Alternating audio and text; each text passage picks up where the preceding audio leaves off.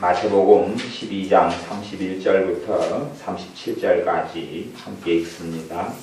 그러므로 내가 너희에게 이르노니 사람의 모든 죄와 회방은 사심을 얻되 성령을 회방하는 것은 사심을 얻지 못하겠고 또 누구든지 말로 인자를 거역하면 사심을 얻되 누구든지 말로 성령을 거역하면 이 세상과 오는 세상에도 사심을 얻지 못하리라. 나무도 좋고 실과도 좋다 하든지 나무도 좋지 않고 실과도 좋지 않다 하든지 하라. 그 실과로 나무를 아느니라. 독사의 자식들아 너희는 악하니 어떻게 선한 말을 할 수 있느냐. 이는 마음에 가득한 것을 입으로 말함이라.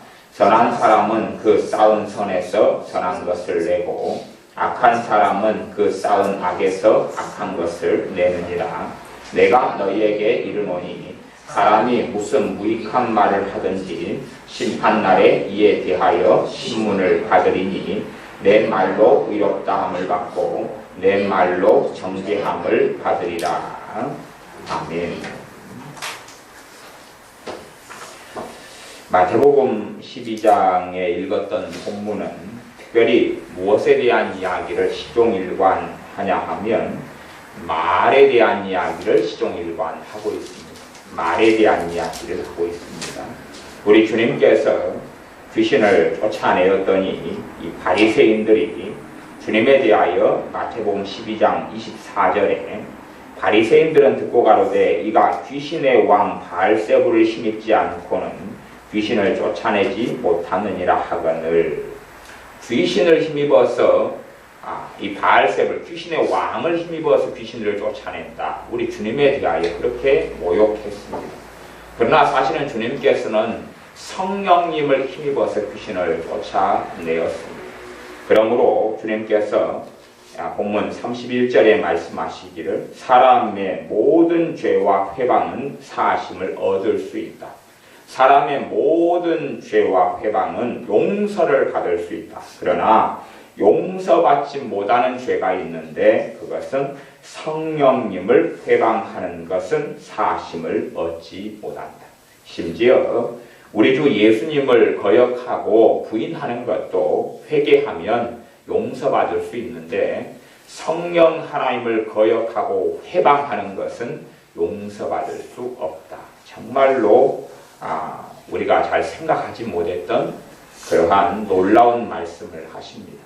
우리 실제로 이 성령 해방죄라는 것은 사람들이 잘 알지 못하는 그러나 실상은 지을 수 있는 또 짓기 때문에 영원한 멸망과 지옥에 들어갈 수밖에 없는 죄가 성령 해방죄가 되어집니다. 무엇으로 성령님을 해방하냐 하면 말로 그렇죠. 말로 성령 하나님을 해방하는 사람. 그런 사람은 결코 용서받지 못하고 지옥에 떨어진다고 말씀합니다. 이 바리새인들의 경우가 우리 주님에 대하여 귀신의 왕 바알세불이 힘입어 성령님이 아니라 귀신을 힘입어서 바알세불이 힘입어 귀신을 쫓아낸다. 그러한 것이 말로 성령을 해방하는 것에 아마 해당하지 않는가 싶습니다. 그렇기 때문에 여기에 관여했던 바리새인들이 있다면 아마 이들은 오는 세상에도 또한 주님의 공생의 사역이나 초대교회가 시작됐을 때에도 전혀 구원받을 기회가 없었을 수 있습니다. 물론 100% 이 바리새인들이 성령 해방죄를 지었다 그렇게 100% 정의 내릴 수는 없는 부분도 있습니다만은 혹은 성령 해방죄 근접했는지 지었는지까지는 꽤 난점으로 나눕니다. 하지만 지금 이 바리새인들의 행사는 성령 해방죄를 짓는 것이든지 지은 것이든지 혹은 짓기 직전의 과정이든지 그런 것이지요. 이렇게 직접적으로 성령님을 해방하다기보다는 성령님께서 하시는 사역과 일을 마귀가 한다. 그렇게 하는 것이지요. 물론 이 바리새인들은 성령님께서 하시는 것이라는 사실을 실상은 잘 몰랐기 때문에 하는 일이겠죠. 이런 것들이 문제가 되는 일들이 꽤 많이 있습니다. 방언을 성령의 역사로 방언을 하는데 귀신을 통하여 방언을 한다. 그렇게 말하면 이게 참 복잡한 이야기가 될 것입니다. 그래서 이런 성령 해방죄라는 것은 사람은 제대로 판가름하기는 어렵습니다. 이렇게 했기 때문에 성령 해방죄다. 이렇게 하지 않았기 때문에 성령 해방죄가 아니다. 이렇게 판가름하기는 어렵습니다. 죄 중에 꽤 어렵고 설명하고 해석하기 난해한 죄가 성령 해방죄에 속합니다.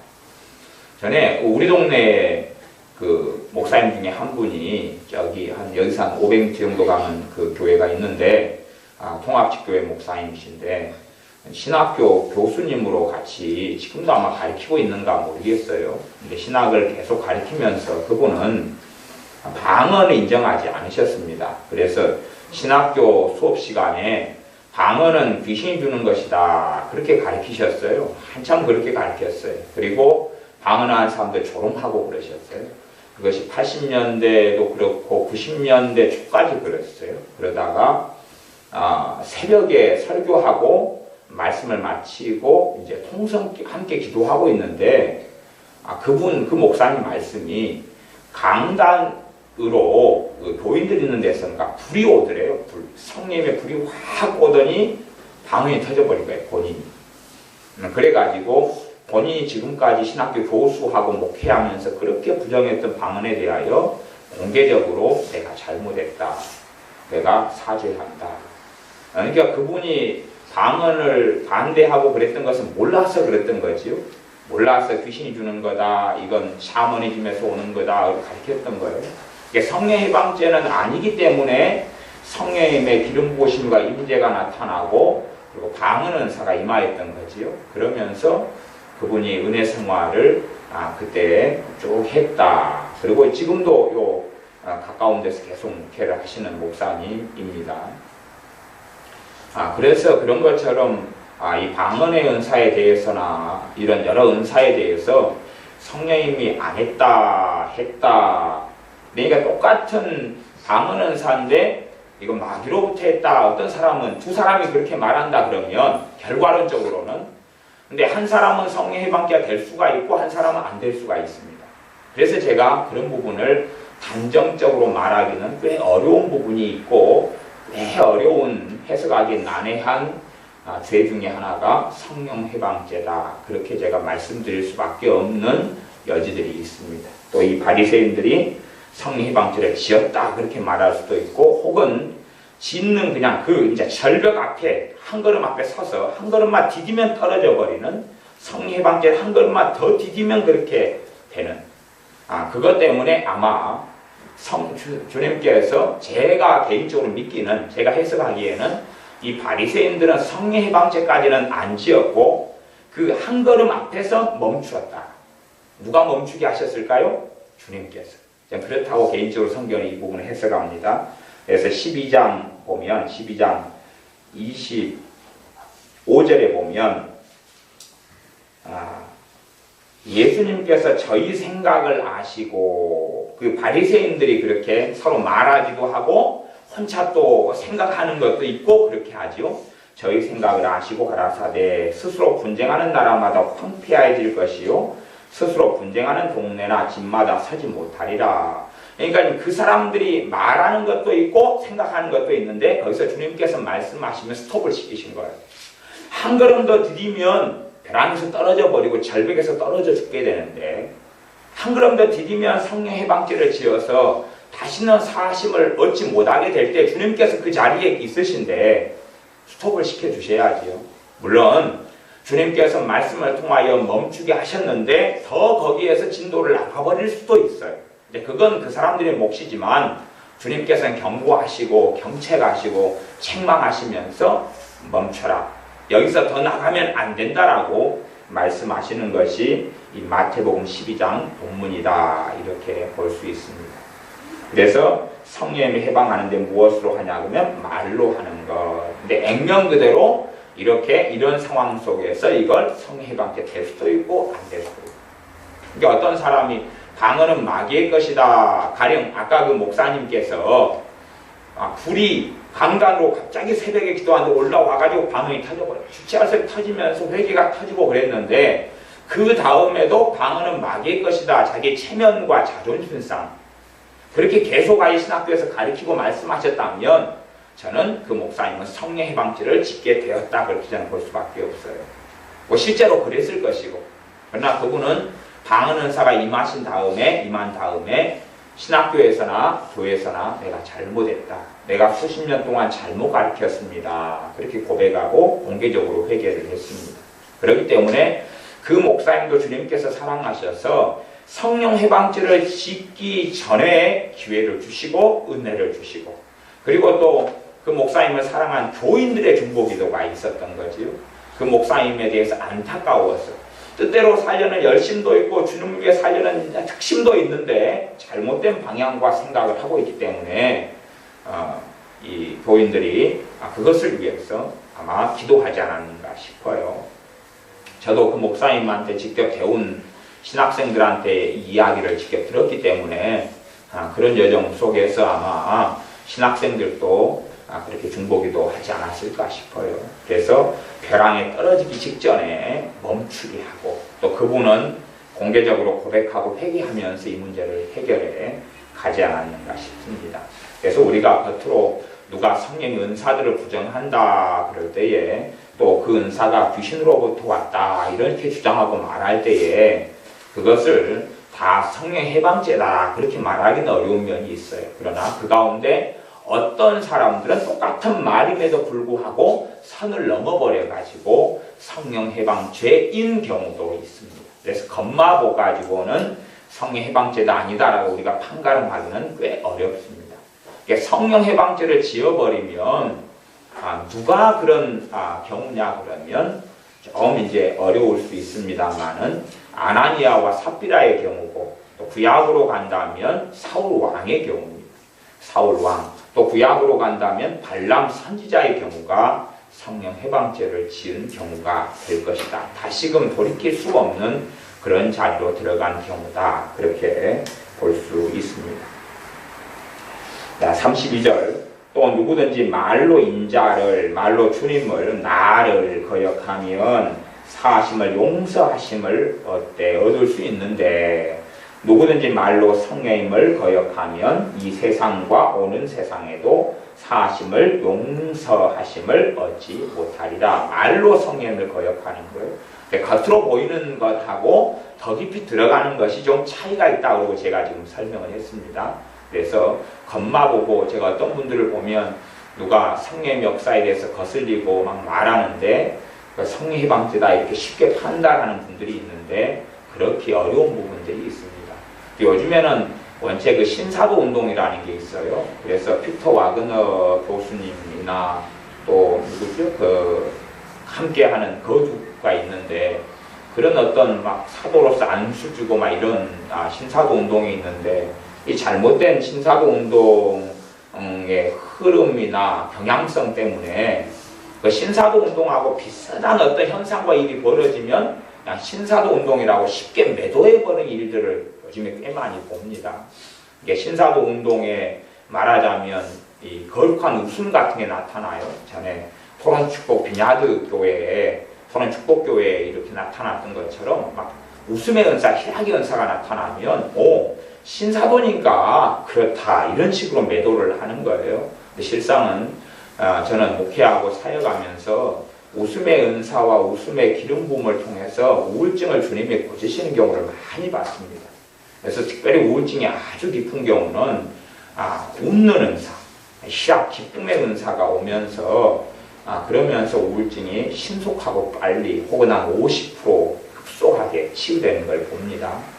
그렇기 때문에 그 성령님으로부터 주어지는 물론 100% 다 막 웃고 막 뒹굴고 하는 것이 성령으로부터 왔다 그렇게 말할 수는 없습니다만은 저는 굉장히 많은 그런 경우를 겪습니다. 그런데 그런 성령으로부터 오는 것을 귀신으로부터 왔다, 마귀로부터 왔다. 왜냐하면 그런 일들이 신사도나 비냐드나 토론토 축복교회 같은 데 있었기 때문에 그렇다. 그런다면 그것은 최소한은 성령을 근심케 하는 죄에 들어가고 그리고 어리석어지는 길로 걸어갈 겁니다. 그러나 어느 한계 이상을 넘어가게 된다면 성령 해방죄가 될 수밖에 없을 것입니다.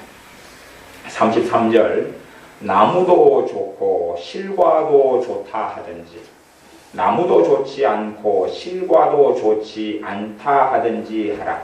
그 실과로 나무를 아느니라. 물론 33절의 말씀이 모든 것을 설명해 주지는 않습니다. 그냥 한 성경 구절이 모든 걸 다 가르쳐 주거나 설명해 주지는 않아요. 근데 일단 33절의 내용하고 거기에 좀 첨가될 내용을 설명해 드리자면, 이제 그 실과로 나무를 아느니라 그랬죠. 그러면 실과가 뭐냐는 뜻이 나와야 되잖아요. 그러니까 우리는 대부분은 그 열매로 그를 알지라 그래가지고 성경의 어떤 마태복음 7장이라든지 그런 한쪽에 치우친 것으로 설명을 많이 하는데, 지금 이 본문에서 실과 열매가 뭐냐 그럴 때 이 본문에는 34절부터 나와요. 이 실과 내용이 뭔지. 실과 내용을 말입니다. 말. 34절부터 독사의 자식들아 너희는 악하니 어떻게 선한 말을 할 수가 있느냐. 실과가 뭐예요? 말이에요. 말. 악한데 선한 말을 못한다. 이는 마음에 가득한 것을 입으로 말함이라. 내가 믿음이 있습니다. 그러면 근심이 입에서 나올 수 있어요? 없어요? 근심이 나올 수가 없어요. 물론 신자들은 근심의 말을 할 수 있어요. 할 수 있어요. 그러나 내 안에 근심으로 꽉 차버리면 튀어나오는 것은 입에서는 근심이 나오고 한숨이 나와요. 서러움이 나와요. 내 안에 마음에 꽉 찬 것이 입으로 나오니까요. 그래서 실과가 뭐냐면 말입니다. 말. 선한 사람은 그 쌓은 선에서 선한 것을 내고 악한 사람은 그 쌓은 악에서 악한 것을 내느니라. 무엇으로 내요? 입을 통해서요. 입을 통해서 내는 것이 말이지요. 그 다음에 말 다음에가 이제 행위가 될 거예요. 이게 지금 말에 대한 이야기를 사실은 계속하고 있습니다. 36절 보면 주님께서 내가 너희에게 이르노니 사람이 무슨 무익한 말을 하든지 심판날에 이에 대하여 신문을 받으리니 내 말로 의롭다함을 받고 내 말로 정죄함을 받으리라. 무엇에 대한 이야기입니까? 말에 대한 이야기라는 걸 알 수가 있어요. 운명이 다 말에 대한 이야기. 그러니까 실과로 그 사람을 알게 되는데, 실과로 나무가 어떤 나무인지를 알게 되는데, 그것은 말로 그렇구나 하는 것입니다. 말로 그렇구나. 그 다음에 이제 여기서 다 해당되지 않는 것. 제가 이제 이 33절에 보면 나무도 좋고 실과도 좋다. 이 두 가지가 다 좋아야 돼요. 나무도 좋고 실과도 좋다. 나무가 포도나무인데 거기에서 가시가 맺힐 수는 없고, 또 거꾸로요. 실과가 좋은 척 할 수 있습니다. 사람 앞에서는 실과가 좋은 척 할 수 있어요. 전에 바리새인들 같은 경우는 실과가 아주 좋은 척 했습니다. 열매가 좋은 척 했어요. 우리가 어디 제가 고속도로 휴게소 같은 데 가면 종종 무엇을 보냐 그러면 가짜 나무를 봐요. 가짜 나무. 가짜 나무인데 가짜 나무에다가 또 열매를 막 주렁주렁 해놨는데, 요즘에는 가짜 플라스틱으로 만든 것들이 진짜보다 더 비싸고 또 진짜 같아요. 제가 나무 같은 경우도 가짜 나무인데 가서 만져봐요. 너무 진짜 같아가지고 가만히 만져보고 관찰해보면 나무는 진짜 나무를 가져왔더라고요. 나무는 진짜 나무고, 근데 나무를 잘라가지고 이제 진짜 나무를 가져와서, 죽은 나무죠. 나무를 그대로 갖다 놓고 거기에다가 이파리는 플라스틱 잎을 붙이더라고요. 꽃도 그렇고 열매도 그렇고. 그런데 나무가 진짜 나무거든요. 그러니까 나머지도 굉장히 진짜같이 보입니다.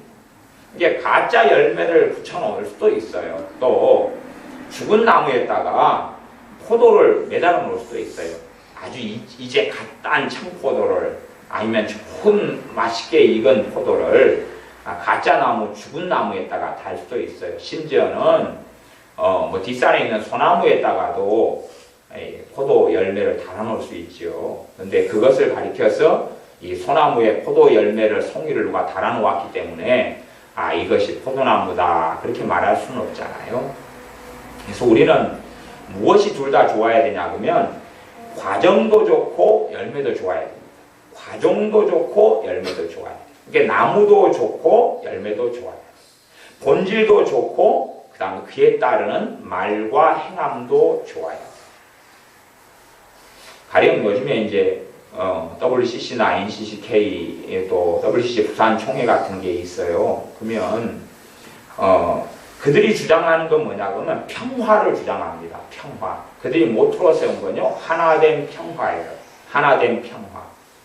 그러면 평화라는 결과를 얻는데 과정이 뭐냐는 거예요. 어떤 나무를 통해서 어떤 진리를 통해서 평화를 추구하냐 하는 것이에요. 생각해 보세요. 자, 노숙자가 있어요. 그럼 노숙자가 아니면 혹은 강도가 있어요. 아니 조폭이 있다고. 조폭. 조직폭력배가 있어요. 조직폭력배가 여러분에게 돈을 달라고 그래요. 여러분이 돈을 줘요. 산상수훈 말씀에 뭐가 있어요? 겉옷을 달라면 뭣도 주라 그랬어요? 속옷도 주라 그랬지요. 그걸 해석을 제대로 안 해가지고 문자적으로 조폭이 돈 달라고 하니까 돈을 줬어요. 그럼 조폭하고 평화해요? 평화하지 않아요? 평화하잖아요. 조폭이 나 안 건들고 돈 줬으니까 그냥 가잖아요. 그리고 나한테 성질 안 내고 머리 쓰다듬어 주고 그럼 잘했어. 대신 다음에도 돈 가져와 그럴 거 아니에요. 다음에 이제 또 일주일 뒤에 또 돈 준비해 왔어. 10만 원 내놔. 그러면 이제 돈을 또 준단 말이에요. 그렇게 하면 결과는 뭐냐 그러면 조폭하고는 평화롭게 지내요. 그리고 심지어는 성경을 지키는 것처럼 보이잖아요. 달라고 하니까 주거든요. 조폭 선생님 모셨으니까 10만 원 달라고 20만 원 준비해 왔습니다. 꼭 20만 원 줄 수 있어요. 그러면 결과는 뭐예요? 포도나무처럼, 포도 열매처럼 보이잖아. 평화라는 것. 어떤 사람을 길을 지나가는데 그 노숙자들이 서울역이나 뭐 광장에 모여 있는데 어떤 데는 노숙자들이 굉장히 약한 사람들도 있어요. 그래서 사람을 다 빼앗아버리고 때리고 폭행을 했어요. 그렇게 다 맞았어요. 그리고 다 빼앗겼어요. 그런 일을 몇 번을 당했어요. 그러면 그렇게 당하는 삶이 정상이냐 그런 말 생각해 보세요. 여러분이 슈퍼를 해요. 슈퍼를 하면 어떤 아이가 와서 도둑질을 해가요. 도둑질을 하는데 어느 때 주인인 여러분이 알았어요. 알았어요? 그런데 이제 말씀에 뭐라 돼 있어요?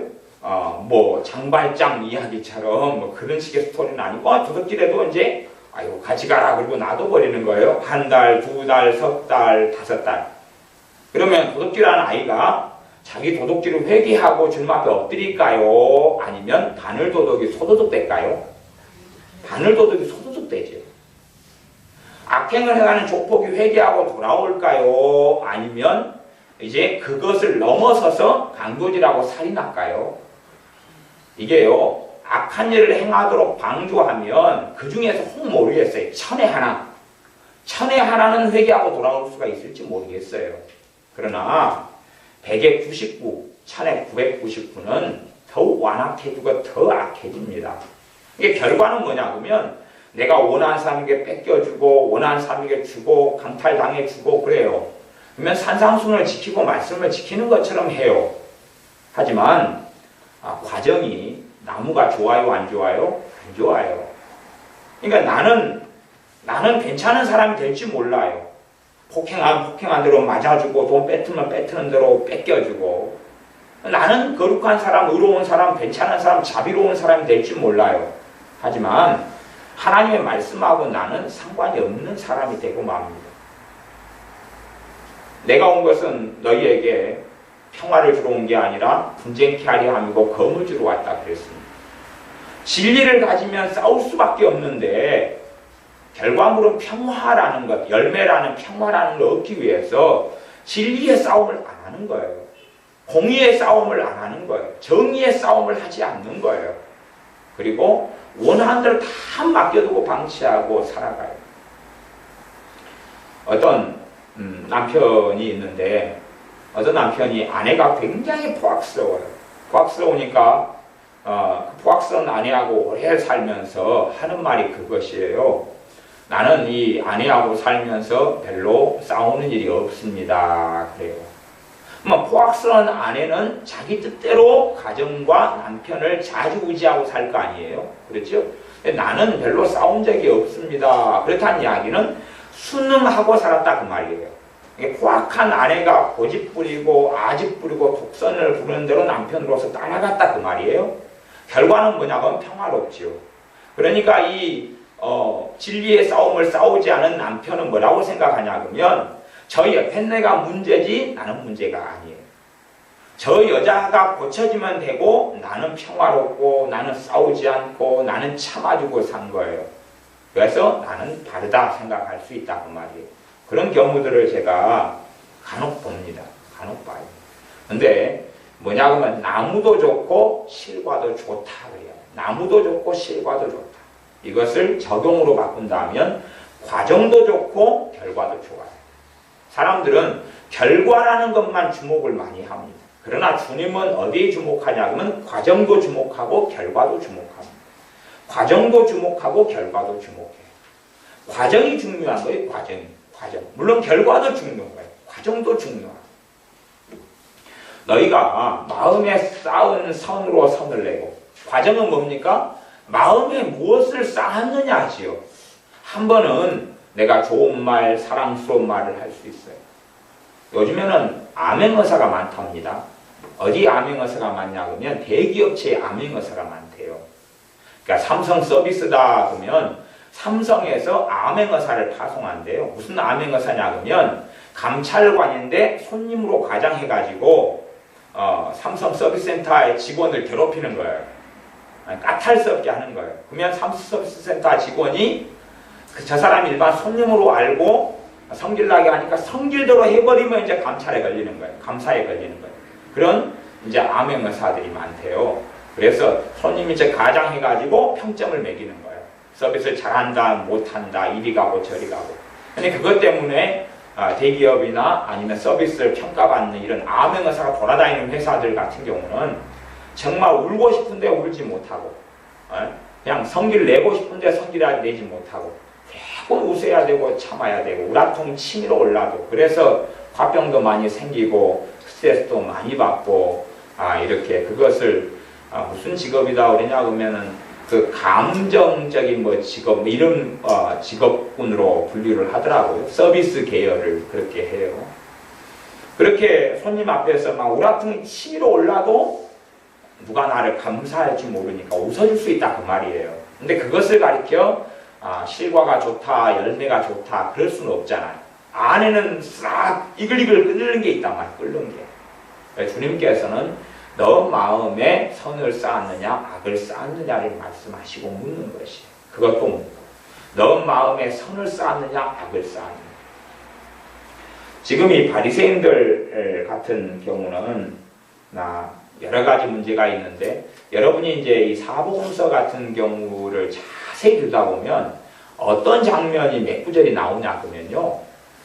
특별히 저희의 생각을 아시고 이런 구절이 몇 구절이 나와요. 그러니까 말로 표현해 버리는 것과 담고 있는 것이 일단은 죄의 경중이 틀립니다. 담고 있는 것과 말로 표현해 버리는 게 죄의 경중이 틀려요.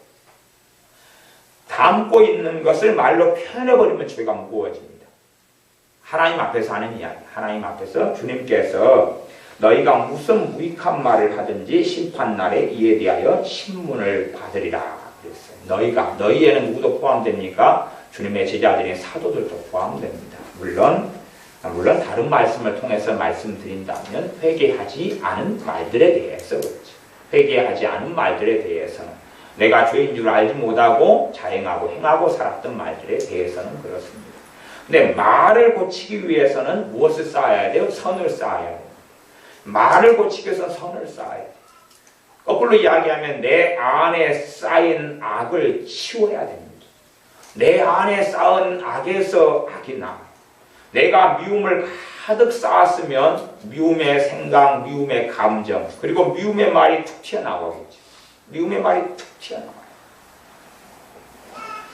우리 교회 아이들도 제가 보면 이렇게 조금의 그냥 저는 이제 별로 아이들을 건드는 스타일은 아닙니다. 아이들을 건들고 장난을 좀 치고 이런 스타일은 아니에요. 근데 이제 저는 이제 구경하는 구경꾼의 입장이에요. 먼저 우리 손조원 사님이 아까도 지혜를 살짝 건들더라고요. 건드는 것은 어떤 식이냐 그러면 아까 산에 갔다 오는 길에 보니까 그 가시가 나 있더라고요. 어떤 가시냐 그러면은 그 탱자가시 있잖아요. 탱자가시. 탱자가시인데 아주 파릇파릇하고 인자한 탱자가시가 있어요. 이걸 딱 꺾어가지고 오면 이 탱자가시는 아주 부드러워. 인자같기 때문에 건드려도 겉으로는 가시인데 건드려도 말랑말랑 고무같이 그래요. 인자한 탱자가시는. 그래서 인자한 탱자가시를 하나 꺾어와가지고 우리 지혜한테 이제 들이댔어요. 봐봐 가시다 그러니까 지혜가 탁 하지 마요. 그런 거죠. 그러니까 이건 가시가 아픈 게 아니야 그러고 했는데 하지 마요. 그러니까 뭐가 안에가 쌓이면 그냥 그러면 미움이 쌓이면 뭘로 나가요 이제 아주 안에 쌓였으니까 마음이 넓어요 좁아요 좁지요. 그러니까 건들면 폭하고 터져 나오는 거예요. 뭐가 쌓였으니까 이 안에 쌓은 악이 있기 때문에 이건 어떻게 할 수가 없는 거예요. 이 쌓은 악을 처리하고 정리해야 되는 거예요. 물론 이제 그 문제를 가지고 이제 부모님이 혼을 내고 야단을 낼 수 있을 거예요. 아니면 무슨 안 좋은 일이 있는데 그냥 입으로 그냥 욕설을 할 수가 있단 말이야. 아이들은 요즘 많이 하잖아. 욕을 해요. 아이 죽일 어쩌고저쩌고 XXX 그리고 딱 했어요.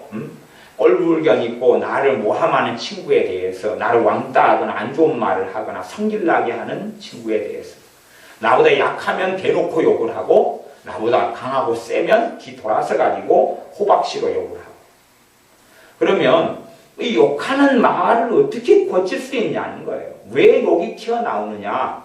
안에 뭘 쌓았어요? 악을 쌓았기 때문에 악을 쌓았기 때문에 악을 쌓았기 때문에 악이 나올 수밖에 없는 욕을 쌓았고 미움과 저주를 쌓았기 때문에 그러는 것이 요 쌓인 것을 바꾸고 변화시켜야 돼요. 요 쌓인 것을 바꾸고 변화시켜야 돼요. 가장 우리가 근원적으로 내 안에 쌓인 악을 처리하는 방법은 주님 앞에 겸비하게 엎드리는 것입니다. 겸비하게 엎드리는 거예요. 이 악이 정말로 쌓인 지 오래됐고 오래 묵었어요. 묵은 된장은 정말 묵을수록 좋은데 묵은 포도주는 오래될수록 좋은데 악이 묵으면 이건 완전히 독덩어리가 되고 독의 연못이 됩니다. 그래서 점점점 많은 독소를 끄집어내는 아주 그냥 심각한 것이 마음에 쌓인 악이 됩니다. 그래서 그렇게 심각한 것이 될 때는 주님 앞에 엎드리는 것 말고는 사실 해결책이 없을 때가 많습니다. 내가 어떻게 내 쌓인 악을 처리하고 정리한다 그럴 때에 쌓인 악이 인자, 그러니까 욕을 얼마 전에 배웠어요. 내 안에 미움이나 증오도 별로 없고 평화롭게 살다가 욕을 배우는 건 쉬워요. 그런데 요 미움이나 증오는 조금 들어오고 욕을 인자 배웠어요. 그러면 조금의 기도 생활이나 조금의 고백과 회개로 이걸 정리할 수 있어요. 혹은 한 구탱이 맞으면 처리돼요. 한 구탱이 맞으면 그냥 그거 가지고 벌 꽂혀라. 그리고 한 20대 맞고 10대 맞고 그러면은 고쳐지는 경우가 많아요. 그런데 요 안에 쌓여버렸어요. 오랫동안 쌓여버렸어요. 그러면 작심해도 결심해도 또 매를 좀 맞아도 이게 빠져나가지 않아요. 주님 앞에 엎드리는 수밖에 없어요. 주님 도와달라고 엎드리는 수밖에 없어요.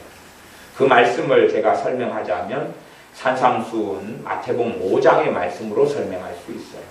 심령이 가난한 자는 복이 있나니 저희가 하나님의 나라를 유업으로 받는다. 하나님의 나라를 받을 것이 천국이 어디 안에 이루어져요? 우리 안에. 단지 주님 오셔서 천국 속에 들어가는 것이 아니라 천국이 내 안에, 천국이 하나님 나라가 너희 안에 임하였다.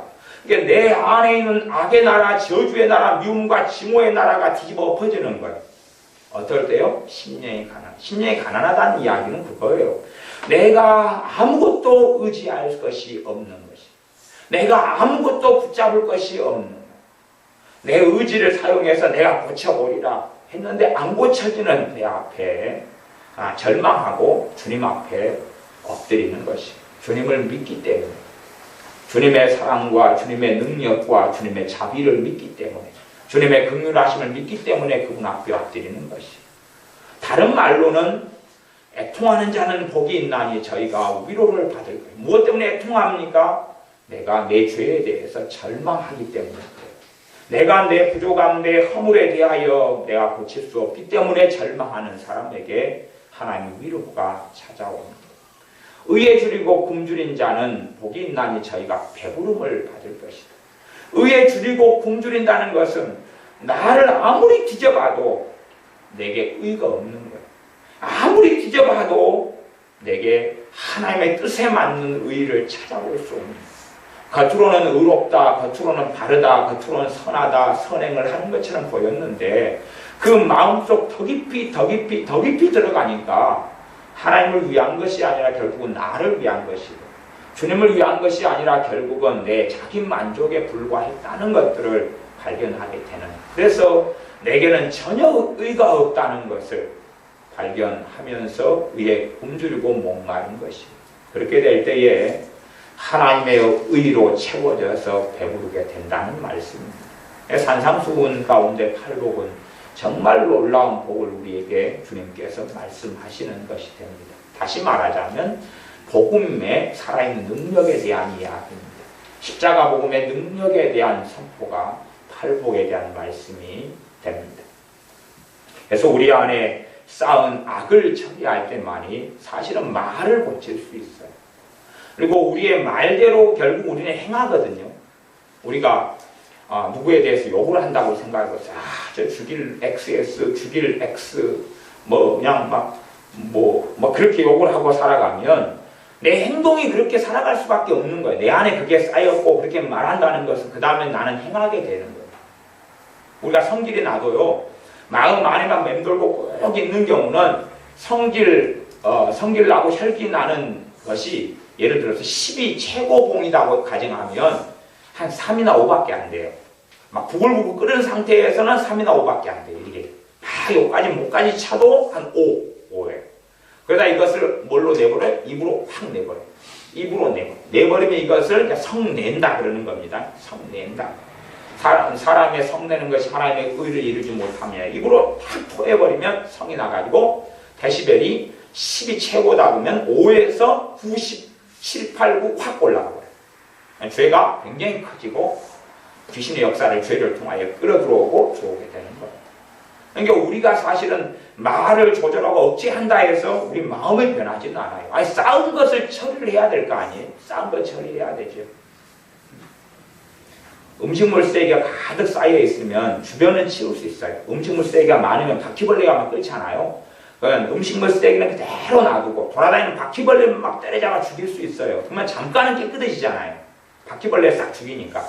게다가 다음날 가면 또 바퀴벌레가 새끼를 까가지고 막 이리 튀고 저리 튀고 캄캄한 새벽 2시에 부엌을 들어갑니다. 음식물 쓰레기가 썩은 것이 쌓여 있는데 불을 갑자기 확 켜면 갑자기 얘네들이 그냥 이리 튀고 저리 튀고 확 돌아가가지고 어디 테이블 밑으로 탁자 밑으로 이리 도망갔다가 부엌 문지방을 넘어서 도망갔다 막 그런단 말이에요. 그놈들을 한번 다 때려잡을 수 있어요. 그 다음에 또 이틀 뒤에 또 불 켜면 또 튀어나와요. 결국 뭘 치워야 되냐 하면 음식물 쓰레기를 치워야 되죠. 썩어가는 그것을.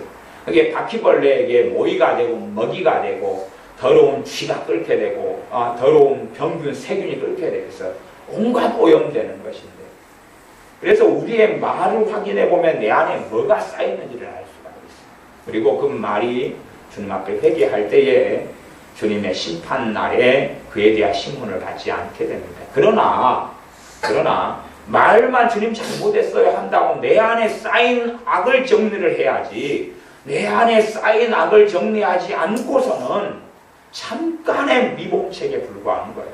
잠깐만 되는 거예요. 잠깐만. 아이가 미워하고 증오하니까 미워하면 안 되잖아. 증오하면 안 되잖아. 그리고 매를 막 때립니다. 그래서 매를 때리고 나면은 목까지 차있던 미움과 증오를 이 목에서 남자를 이야기한 목젖까지는 끌어낼 수 있어요. 좀 힘을 뺀단 말이에요. 목젖까지는 빼요. 그러면 이 조금밖에 관객이 안 남았잖아요. 조금만 채우면 다시금 확 튀어나올 거예요. 조금만 채우면. 그래서 그런 것이 초달하고 때리는 것은 굉장히 좋고 하나님 말씀대로 지혜로운 방법입니다. 그러나 사람의 부모의 성질대로 때리고 훈육하는 것은 사실은 더 어리석어질 때들이 아주 많습니다.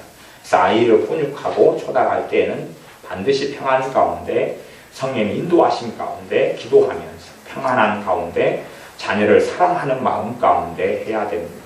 그냥 막 성질이 날 때까지 참아가지고 못 참아가지고 하면 그때는 참아야 됩니다. 그때는 안 해야 돼요. 못 참아가지고 하면 내가 때리는 걸 통해 성령의 역사라는 겁니다. 그러니까 초달하라는 건 하나님의 명령이기 때문에 내가 바르게 할 때는 누가 도와주세요? 순종이기 때문에 성령 하나님이 도와주십니다. 그러나 내가 잘못 때린 거고 잘 때린 건 그렇게도 알 수 있어요. 때린 다음에 다음날 일어나 보면 알아요. 팔 아프면 잘못 때린 거고요. 팔 안 아프면 그래도 잘 때렸을 가능성이 높습니다. 성령 역사 때리면 실제 경험되는 이야기니까요. 팔이 안 아픕니다. 성령 역사 때리면 팔로 때릴 때 주님 도와주십니다. 어머니가 아이를 사랑하는지 아니면 초달하라고 했거든요. 근데 사실은 초달해야 될 타이밍인데 그냥 밀어버려요. 미루니까 이제 누가 성질나요? 아이의 행동 거지를 볼 때마다 부모가 성질이 올라오지요. 그러면서 시간이 흘러니까 아이는 마음속에 뭘 쌓아요? 악을 쌓지요. 쌓고 그래가지고 부모도 참다 못해 때려요. 그때는 아이의 마음에 쌓인 악을 그렇게 한 번으로는 처리가 안 되고, 그리고 부모도 사랑으로 평안으로 주님의 도우심과 인도하심을 때리는 게 아니라 자기가 아이를 못 참기 때문에 때리는 거예요. 어떤 사람은 빨리 폭발하고 어떤 사람은 늦게 폭발해서 아이를 초달하지만, 그런 초달은 차라리 아이를 끌어안아 주고 따독거려주고 축복해주는 것보다 훨씬 못하고 쓸모없을 때가 아주 많습니다. 그런 초달에는 아이가 상처를 받아요. 그런 건 잘못된. 그러니까 초달이라는 하나님의 말씀 순종하는 이 열매가 있어요. 실과라 그렇단 말이 열매가 있는데, 초달한다고 되는 게 아니고 뭣도 맞아야 돼? 과정도 맞아야 된다고 이야기해요. 과정도. 그래도 이해되시죠? 그 나무도 오라야 돼. 나무도 그냥 과정, 평화라는 것, 조용한다는 것, 가정의 행복을 지킨다는 것, 가정을 평화한다는 것, 열매를 맞도록 행하는 게 옳은 게 아니에요. 진리에 따라서 과정도 맞고 나무도 옳고 실과도 옳아야 옳은 것이에요. 많은 사람들은 겉보기에는 말씀을 지키는 것처럼 보일 때들이 많아요. 대신에 과정이 틀리고 과정은 다 무시해버릴 때들이 많아요. 많은 믿는 사람들이 그런 오류와 오해를 겪고 있는 걸 봅니다. 결과만 좋으면 된다. 저는 이스라엘 백성이 하나님께 버림받았던 이유가 있어요. 그 이유가 첫째는 그들이 믿음을 화합지 않고 믿음을 상실했기 때문에 그렇습니다만, 더 나아가서는요, 그들은 예배는 드리고 제사는 지냈어요. 제사는 지냈는데 뭐가 없어요? 하나님을 경외함이 없어요. 입으로는 하나님을 경외한다 하지만 마음 자체가 하나님으로부터 멀어요. 그건 과정이고 나무지요. 과정이고 나무예요. 마음에 하나님을 경외함으로 쌓지 않아요. 마음에 하나님을 사랑하는 게 없어요. 대신 제사는 있어요. 그러니까 제사가 있게 되고 하나님을 경외함이 없으니까 결국 제사 지내는 목적이 누구를 위해서 하겠어요? 하나님을 영광 돌리기 위해서 하는 게 아니고 나를 위해서요. 그걸 기복신앙이라 그러는 겁니다. 자기를 위해서 이스라엘 백성은 제사 지내기 시작해요. 그걸 종교성이라 그러기도 해요. 자기를 위해서 하는 거예요. 또 하나님께서 선지자를 통해 그렇게 말씀하실 때가 있었어요. 너희의 기도하는 것 내가 너무 가증스럽고 역겨워서 듣기가 싫다 그랬어요. 하나님 말씀에는 기도하라 그랬어요. 너희가 근신하라 깨어라 기도하라 그랬어요. 하나님을 간절히 찾으라 그랬어요. 근데 이스라엘 백성은 기도를 했어요. 근데 하나님은 정말 싫다 싫어 그랬어요. 뭐냐 그러면 그들 안에 나무, 그들 안에 쌓은 것, 하나님을 사랑해서 그분과 함께 지내고 싶어서 전능하신 하나님의 은혜에 감사하고 감격해서 하나님 뜻대로 살기 위하여 주에 대해 애통하고 또한 하나님의 말씀대로 살기 위하여 하나님을 구하고 그러한 것으로 기도한 게 아니다 그 말이에요.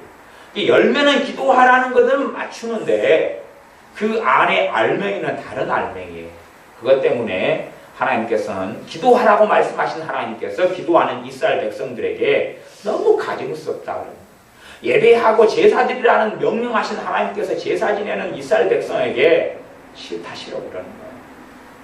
그래서 하나님 말씀을 좀 잘 아는 어떤 가수였는지 모르는데 그 노래 불렀잖아. 싫다 싫어 그러고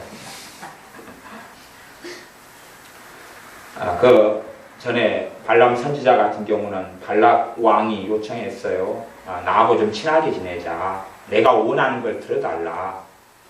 그러면은 원하는 걸 발락 왕이 원하는 걸 들어주려고 갈 수 있잖아요. 그러면 누구하고 너희는 이웃을 사랑하고 이웃하고 잘 지내라 그랬잖아요. 그렇잖아요. 발락 왕은 이웃 중에서 이웃의 대빵이잖아요. 그러니까 잘 지내려면 누가 원하는 걸 해주면 돼요? 발락 왕이 원하는 걸 해주면 되는 거예요. 잘 지내려면 결과는 평화고 화합이고 하나지요. 성경에요. 어떤 평화를 지키라고 말씀하냐면요. 성령님의 하나되게 하는 걸 지키라고 그랬어요. 성령님의 하나되게 하는 건 진리를 따라서 이루어지는 거예요. 근데 자기가 인간적으로 야합해가지고 하나된 걸 지키려고 하는 것은 잘못 가는 길이지요. 발람 선지자는 발락 왕과 사이좋게 지내는 길을 선택했어요. 여호사밧 왕은 유다의 왕이었는데 옆나라는 이스라엘이었죠. 이스라엘 왕이 아합 왕이었어요. 아합 왕은 그런데 하나님을 버렸고 떠났어요. 그리고 우상을 숭배하고 악으로 정말로 악한 길로 걸어갔어요. 그의 마누라 이세벨과 함께. 근데 여호사밧 왕은 하나님을 경외하고 하나님을 섬겼어요. 어느 날 이 옆나라 함께 옛날에 한 민족이에요. 한 민족인 옆나라. 우리로 이야기하면 이 대한민국 땅하고 북한하고 비슷하답니다. 정말로 비슷하고 흡사해요. 정말로 비슷하고 흡사해요. 대한민국 땅은 그래도 신앙의 자유가 있고 예배드릴 자유가 있고 기도할 자유가 있고 믿는 사람들이 이 안에 다 있어요. 물론 거기 과거의 이스라엘에도 성전도 지어놓고 했지만 그게 다 거짓말이에요. 꼭 지금 봉수교회 지어놓고 하나님 믿는다 하는데 다 거짓말이에요. 거기는 봉수교회 지어놓고 예배드릴 때 누가 설교를 써서 하나님 이야기 딱 꺼내면 바로 마이크 꺼버려요. 왜? 그들이 거기에서 이야기하잖아요. 자기가 섬기는 하나님은 김일성 하나님이지 성령 하나님이 아니다고 그러잖아요. 요즘 세상에도 부활을 믿는 사람이 어딨냐고 그렇게 말하는 거예요. 그래서 개성공단 같은 것을 북한과 야합해가지고 만들어낸 것이 전에 노무현 정권의 사람들이었는데 문재인부터 시작해가지고 그런 사람들이었어요. 문재인 또 누구 정동영 이런 사람들이었어요. 그래가지고 그걸 만들어냈는데 그건 사실은 하나님을 기쁘시게 할 수 없는 거예요. 아합 왕이 이제 이스라엘이 전쟁이 벌어졌어요. 옆나라하고 전쟁이 벌어졌어요. 그러니까 자기하고 민족되었던 하나님을 경유하는 여호사밧 왕에게 우리가 전쟁을 치러 가야 되는데 도와달라고 그랬어요. 함께 도와달라고 그랬어요. 그러니까 여호사밧 왕은 사람이 좋았단 말이에요. 그래서 아합 왕에게 왕이시여 그럽니까? 내 군사들이 당신 군사고 내 민족이 당신의 민족이고 내 나라가 당신의 나라고 일반이니까 도와주겠습니다. 그리고 함께 전쟁하면서 하나님의 백성 젊은이들의 피를 많이 흘리게 만들었어요. 누가요? 여호사밧 왕. 여호사밧 왕이 전쟁이 마치고 돌아왔을 때에 또 전쟁 중에도 선지자가 그랬어요. 당신이 어찌 여기 있냐? 선지자가. 당신이 여기 있을 자리가 아닌데 왜 여기 있냐? 그랬어요. 또한 선지자를 보내서 말씀하기를 하나님을 미워하는 자와 함께 그를 사랑하고 그를 좋아하고 그와 함께 이를 도모하는 것이 하나님의 진노를 이루게 하는 거다 그랬어요. 그리고 여호사밧에게 하나님의 심판이 임하였어요. 아니 하나님의 심판, 하나님의 진노가 임하였다고 이야기했거든요. 근데 그 버릇을 못 고치고 왜? 여호사밧은 아마 화합하고 온화하고 하나 되는 걸 좋아했던 모양이에요. 그 다음에 아합의 뒤를 이은 왕도 굉장히 악하고 하나님을 미워하고 악하게 살아갔던 왕인데 함께 또 무역하려고 도모했어요. 무역하려고 도모하다가 하나님께서 에시온geb에서 타선을 시켜버렸어요. 어마어마한 돈을 투자해서 무역선을 만들고 무역하려 하는데 하나님께서 다 무너뜨려 버리신 거예요. 그러니까 얼마나 큰 손실을 입었는지 몰라요. 왜냐하면 하나님이 축복하시지 않았기 때문에. 금강산 사업 하나님 축복하지 않는 겁니다. 또 개성공단 하나님하고 상관이 없는 것입니다. 그건 안 되는 것이에요. 그 서포트를 북한의 김정일, 김정은 정권을 위해 돈을 대주는, 물론 북한의 이런 주민들이 돈을 가져간다 말하는 건 다 거짓말이고 실제로 증언하는 건 받자마자 다 가지고 빼앗아 간다고 다 나와 있는데 그것을 눈 가리고 아웅해봐야 뭐 하겠어요. 이게 그렇게 걸어가는 길은 온당하지가 않지. 겉에 있는 결과가 아니라 과정도 올바르고 정당해야, 나무도 정당해야. 그래서 우리의 삶 속에 우리 안에 쌓인 악들을 처리하고 없애가야 됩니다. 우리의 말과 언어를 확인하면 내 안에 무엇이 쌓여 있는가를 알 수가 있어요. 무엇이 쌓여 있는가. 무엇이 쌓여 있는가. 참 요즘에 아이들은 쌓인 게 많은 모양이에요. 어른들도 인생 살며 쌓인 게 엄청 많을 텐데 요즘에 아이들도 인생 짧게 살아가잖아요. 애들은. 근데 얼마나 쌓인 게 많은가. 입으로 하는 말들을 들어보면 어마어마하게 쌓였다는 걸 알 수 있어요. 그냥 어떨 때는 말만 나오면 딴 사람 원망해요. 그냥 건수만 생기면 딴 사람도 원망하는 애들 봐요. 야, 얘 안에는 뭘 쌓았어요? 원망을 쌓았어요. 자기는요 무죄하게 만드는 게 원망이거든요. 나는 무죄하다 그 말은 나는 책임이 없다 그 말이에요. 나는 책임이 없다. 그러면 내가 책임을 안 지려면 남한테 뒤집어 씌워야 돼. 내 가족이든지 엄마든지 아빠든지 뭐 형제든지 간에 이웃이든지 다 뒤집어 씌워야 돼. 그것이 원망이거든요. 참 좋아요. 원망이 많은 사람은요 자기 의로 충만합니다. 원망이 많은 사람 자기 의로 충만해요. 제가 어떤 원망이 있는 사람이요 교회를 잘못 선택해서 안 좋은 목사님을 만났어요. 그러니까 누구를 원망하냐 그러면 안 좋은 목사님을 원망해요. 사실은 목사님이 안 좋다고 알고 깨닫고 분별하는 건 그거 옳고 정당한 일이에요. 근데 그것하고 다르게 원망하는 건 아니에요. 그러니까 어떤 식의 원망이냐 그러면 이분 때문에 내 신앙생활에서 제대로 가지 못했다는 것이. 이분 때문에 내가 바른 길을 걷지 못했다. 이분 때문에 내 인생이 억울했다.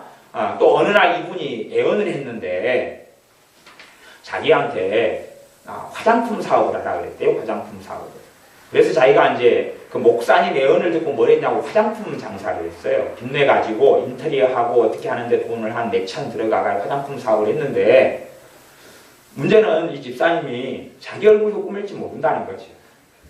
화장품하고는 안 맞잖아요. 자기도 좀 꾸미면서 그에 대한 또 지식이 또 좀 광범위해야 되거든요.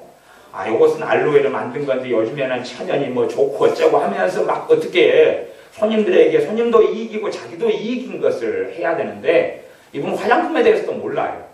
근데 목사님이 그냥 무슨 일을 장사를 해야 된다 그러니까 자기가 샬라샬라 기도해 보더니 화장품 사업을 하라고 주님이 그랬다고 그러는 거예요. 화장품 했다가 돈은 8천만 원이니까 손해를 봐버렸죠. 아니 장사가 안 되고 월세가 70만 원이가 되는데 전기세 30만 원, 월세 70만 원, 한 달에 100만 원 넘게 나가고 또 자기가 잘 모르니까 점원을 갖다 120만 원, 150만 원 주는 점원을 들여가지고 하고 그러니까 뭐 이제 완전히 빚이 나서가지고 3년 했는데 한 8천만 원 빚이 졌지요.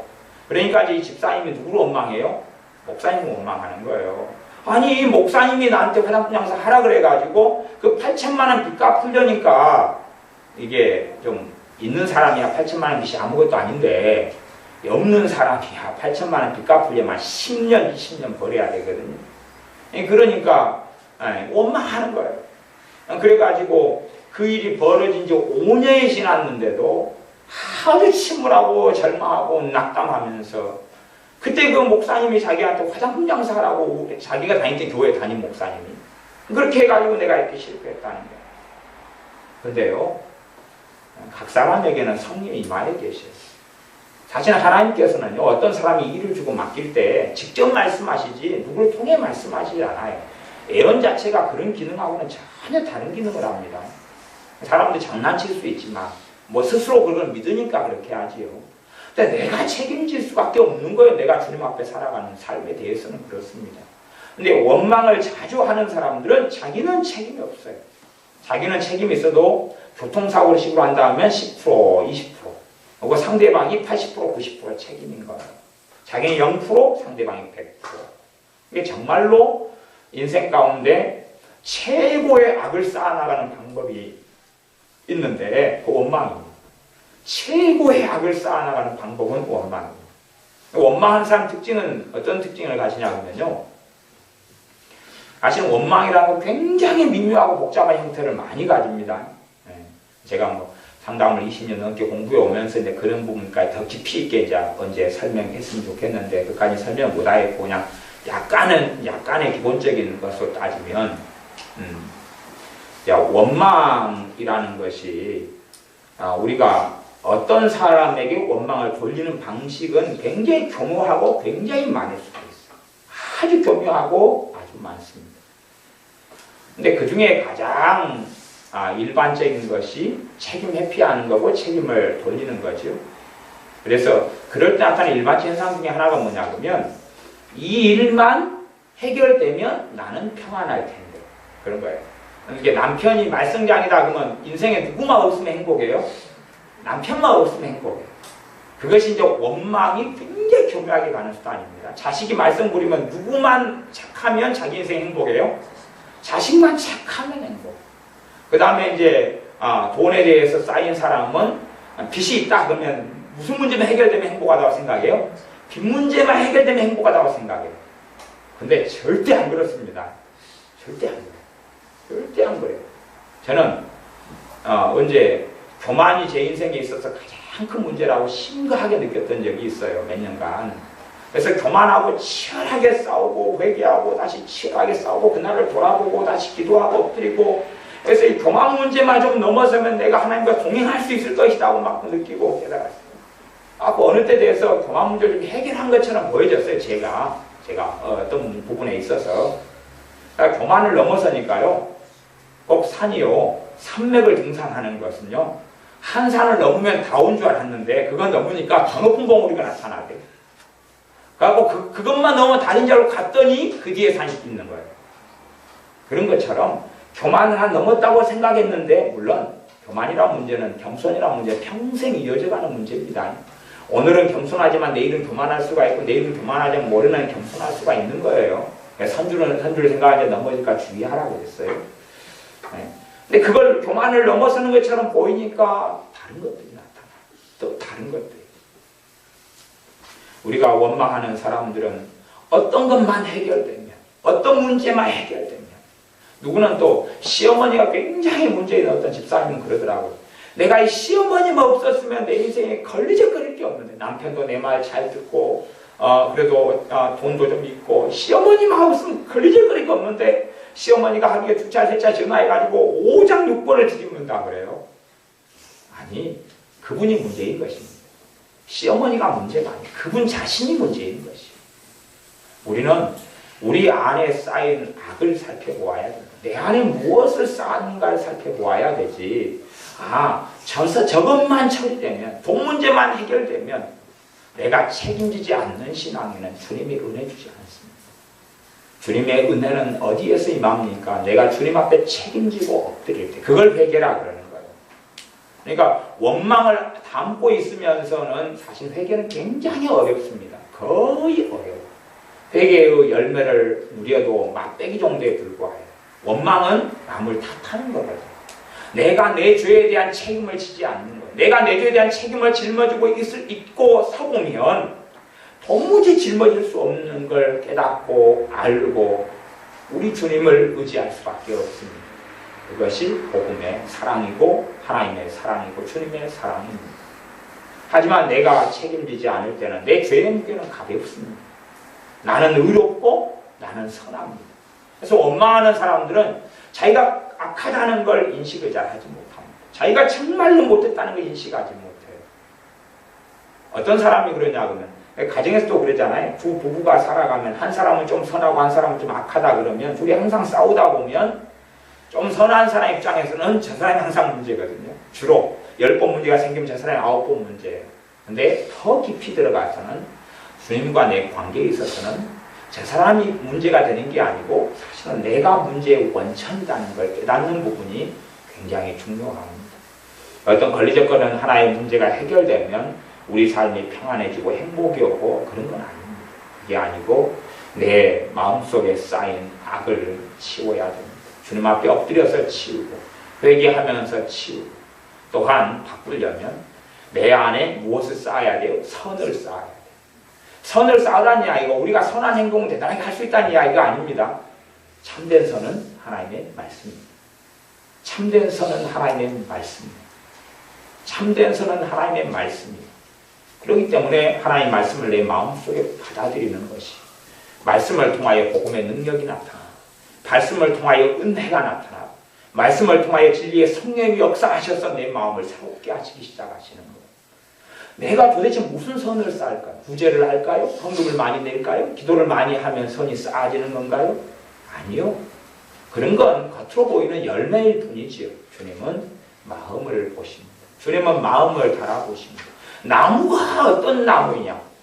그냥 포도 열매만 가지고 있다 해서 포도나무라고 안 해주시고 포도나무냐고 물어보시는 겁니다. 포도나무냐고. 우리 안에 마음에 쌓인 것을 통하여 주님이 확인하십니다.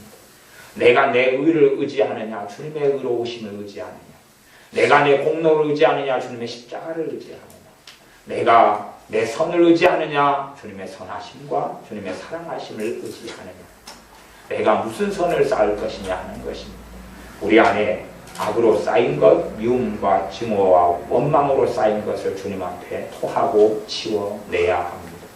사람을 원망하는 데서 내가 주님 앞에 책임을 지고 주님 앞에 서고 주님 앞에 엎드려야 됩니다. 내가 책임지는 인생에야 주님께서 내 인생과 삶의 은혜를 주십니다. 내가 책임지는 인생에야 나를 용서하시고 사하시며 나를 새롭게 하시며 깨끗게 하십니다. 내가 책임지는 인생에야 정말로 성령이 주는 한 회개가 있고 돌아섬이 있고 또한 은혜가 있습니다. 우리의 삶 속에 주님께서 보실 때에 참으로 너가 진리를 쌓고 또한 하나님과 함께 동행함으로 선을 쌓아서 나와 함께하는 자구나 하고 말씀하실 수 있도록 우리가 하나님의 선을 우리의 삶 속에 쌓고 내게 쌓은 악, 미움, 증오를 내어버리고 주님 앞에 깨끗함으로 서고 나아가는 우리가 되시기를 바랍니다. 기도하겠습니다. 아버지 하나님, 우리는 매일 살아가면서 악을 쌓을 때가 너무나 많습니다. 원망을 쌓고 미움을 쌓고 증오를 쌓고 짜증을 쌓고 혈기를 쌓고 분노를 쌓고 근심을 쌓고 절망을 쌓고 우울함을 쌓고 그렇게 살아옵니다. 그러나 내 안에 쌓인 이 어리석음과 악들을 주님 어떻게 하겠습니까? 주님께서 치워주시고 처리해 주셔야 합니다. 우리가 절박하여 할 수 없을 때가 너무나 많사오니 주님께서 도와주셔서 우리가 주님 앞에 마음으로 엎드리며 삶으로 엎드려 주님의 은혜와 주님의 사랑을 체험하여 우리 안에 쌓인 악들이 치워지고 처리되며 선하신 주님께서 우리 안에 함께 하셔서 우리가 동행하시는 삶을 사는 하나님의 인정받는 자녀가 되게 하여 주시옵소서. 예수님의 이름으로 기도하옵나이다. 아멘.